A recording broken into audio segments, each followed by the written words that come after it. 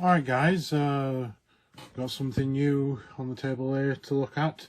Here we have two micro cassette recorders. Now, just like the standard compact cassette, which was originally made in 1963 by Philips as a dictation device, though later on obviously it became a music format because of introductions of high fidelity tapes and noise reduction and that. They later made their own small cassette for dictation purposes. That was the mini cassette. Now I actually have a mini cassette recorder coming to me in the near future, which I'll make a video on, but that was introduced in 1967. But then 2 years later, in 1969, a Japanese company called Olympus made the micro cassette. And I have two micro cassette recorders here. I have an Olympus Pearl Recorder S701 and a Sanyo, I forgot it says Talkbook VAS on it. I'll just put on the screen the model number because I forgot it because it doesn't actually say it on the device. But yeah, these are two handheld dictation devices, and micro cassettes look like this. Little tiny things. We compare it to a compact cassette. See, it's about a quarter of the size, and mini cassettes are also similar size. Now I have three different types of micro cassettes in my collection. I have these Maxell UDs. I have new micro cassettes you can actually buy today. These are called Reshow.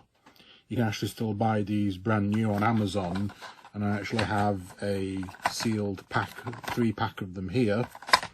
I have a couple actually. You can actually buy these on Amazon, and I also have Olympus's own brand of micro cassettes. They're called XB60s, and these Maxell UDs were also sold as compact cassettes. They were a brand like that. They probably made them for the mini cassette too.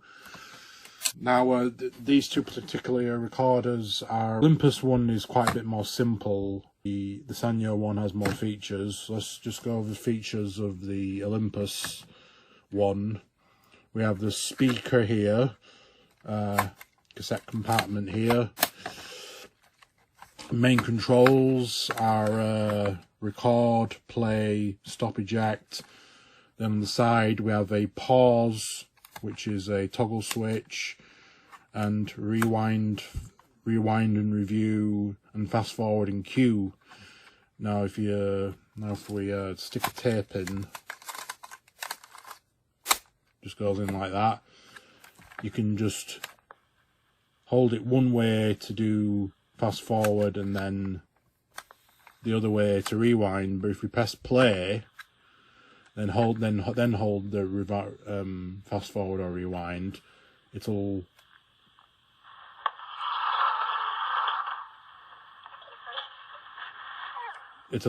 rewind or fast forward it as it's actually playing, though the cue, which is the forward, is a lot slower than the review, and you'll see how fast the review is when I do it now. See, it's a lot faster. And also micro cassettes have two speeds.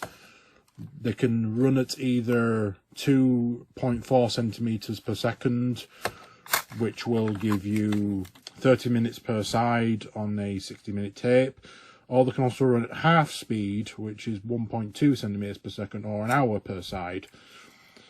So obviously it's a case of, double the recording time, lower the quality, or if you want better quality but don't mind about the time, then you run it on the higher speed. Those are the basic controls. And also you have your built-in microphone here, volume slider, and earphone jack. That's all you get on the Olympus. It was probably quite an entry-level model. But if you have a look at the Sanyo, it has a few things that the Olympus doesn't.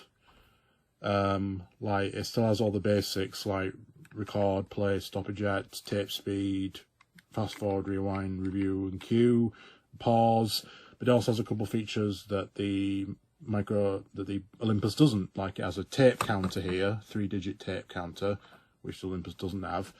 It also has voice activated recording, or VAS. Basically, it'll only record when you're actually speaking, and then stop recording when you don't talk. I don't really like to use that feature because it usually takes a few seconds for it to detect whether you're talking or not. And you might cut off the first word or so that you say, because it takes that one word for it to pick up that you're speaking, and then it starts recording, and obviously it cuts off a bit, and then you have to wait a few seconds of silence before it actually stops recording. So I don't really like that feature. And it can also record in either dictation or conference mode. Now, dictation is obviously, as it says, is just when you're recording by yourself, you know, recording speech, dictation, whatever. But the conference mode allows it to pick up a lot more background, like voices and that. You know, like if you're taping a lecture or a lesson or or whatever, it'll pick up multiple people's voices. Now, and also the Sanyo has a adapter for an AC adapter, whereas the Olympus doesn't. And all these micro cassette recorders, they run on 2 AA batteries. You probably get about 10 hours or so of play/record time on 2 AA's, so that'll last quite a long time unless you're using it multiple hours a day, which most people won't these days. Now, that's the basics. Let's do a recording test on the Olympus.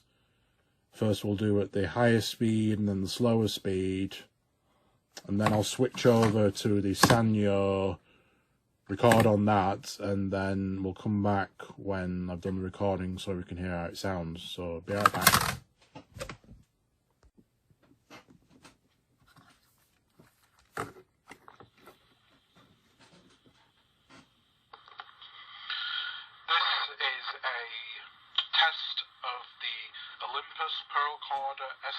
S701 micro cassette recorder, currently recording at the faster speed of 2.4 centimeters per second.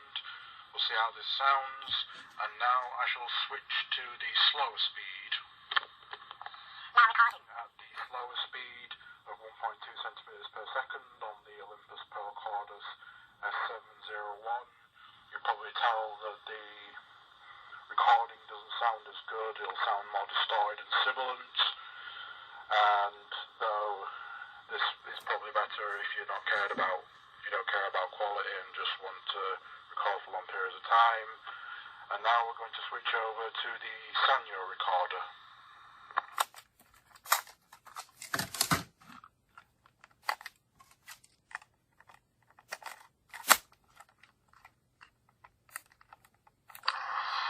Now recording on the Sanyo cassette recorder, currently recording at 2.4 centimeters per second. This recorder also has a conference mode, which I will record later, but currently recording in dictation mode at 2.4 centimeters per second. And now we'll switch over to 1.2, and now recording in dictation mode at 1.2 centimeters per second. And now I'm going to switch to conference mode and stand quite a bit away from the recorder itself, so you can see how well it picks up my voice from a distance. We'll do that at both speeds. Now recording in conference mode on the Sanyo Micro cassette recorder at 2.4 centimeters per second. I'm currently standing about 2 meters away from the recorder, so we'll see how well it picks up voices from a distance, see how it sounds, and now we'll switch to the slower speed in conference mode. And now recording at the slower speed of 1.2 centimeters per second on the Sanyo recorder in conference mode. Currently standing again about 2 meters away from the recorder. Going to see how it sounds and how it picks up my voice at the slower speed from 2 meters away, and we'll see how it sounds.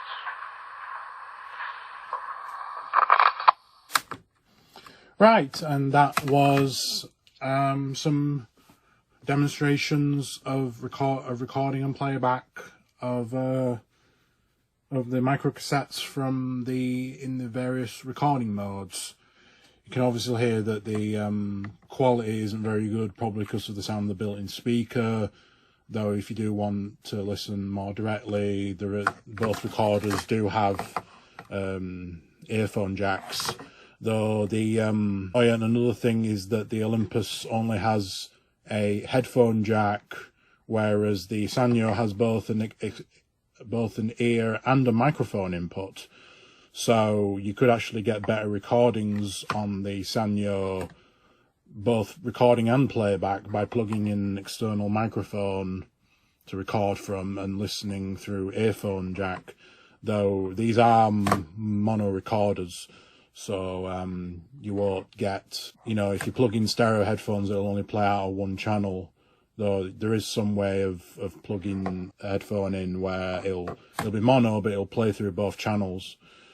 And that's basically how the recordings sound. And let's just have a little look at the microcassette mechanism itself. Now, one thing about microcassettes is, compared to unlike compact cassettes, is that the tape actually runs from right to left instead of left to right. You'll see a fully rewound microcassette on the A side has the spool on the right hand reel rather than the left one, because it goes from right to left, as I said. And also, microcassettes do have record knockout tabs, just like how compact cassettes do, but rather than having them on the top like normal cassettes do, they actually have the breakaway tabs in the side here, because in the microcassette recorder itself, its record lockout is a little plastic peg down in the upper right corner, which, as you can see, with no tape in, it won't record. But if you push this little tab in at the side, then it will record. So that's the copy protection system on the microcassette. And also, microcassettes use capstans and pinch rollers. Fucking camera cut off, so I had to delete a bunch of stuff. Anyway, as I was saying, microcassette recorders use capstans and pinch rollers, just like standard compact cassettes, which allows them to have more speed stability and less wow and flutter, because unlike mini cassettes, which were Philips' other format, they didn't use capstans and pinch rollers, so they were only really suited for voice recording, because the tape speed wasn't constant across the length of the tape and was prone to wow and flutter. Though in the 80s, there was actually an attempt to make the microcassette into a music format. Sanyo, who made this model of microcassette recorder, they actually introduced a stereo Sanyo cassette deck. So just like all the countless compact cassette decks, Sanyo actually tried to make the microcassette into a music format in the early 80s, because obviously compact cassettes were the #1 music format in the 80s, and they tried it with microcassettes. And they actually did introduce us a microcassette deck, which was stereo, because all microcassette recorders are only mono, obviously, because they're only intended for voice dictation.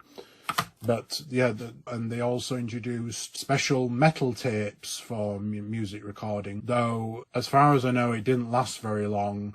And these Sanyo microcassette decks are incredibly rare today, very, very valuable. especially in working condition. The metal micro tapes are also incredibly rare, very, very, very valuable. It's kind of a holy grail of short-lived music formats from the 80s and 70s, kind of like the Sony L cassette, which was a big, massive cassette, basically. Those are very hard to find as well, so I'll probably never have one unless I took out a loan or spent all my life savings on it. But yeah, that's been a look at the micro cassette. Two particular recorders I have. I also have a whole load more blank tapes, but obviously I only needed to show a couple in this video.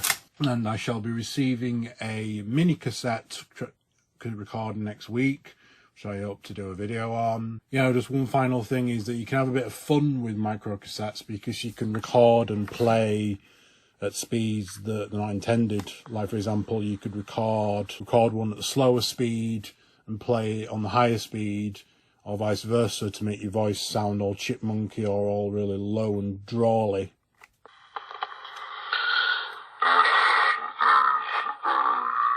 Like, this is a recording that was done at the higher speed but played back in the slower speed.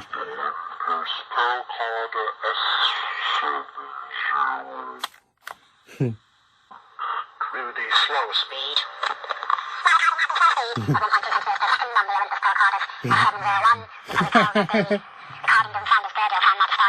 Oh, and I forgot to demonstrate the pause. It's just a toggle switch that just cuts the motor, and then you can just unpause it when you want.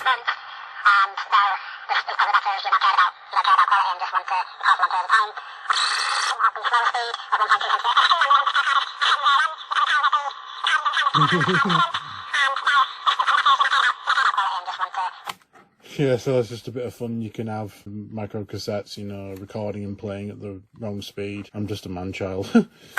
Anyway, that's it for my video on micro cassettes. See you next time with either the Budapest vlog, which I'm still working on, by the way, or a video on mini cassettes. Tom Chen out.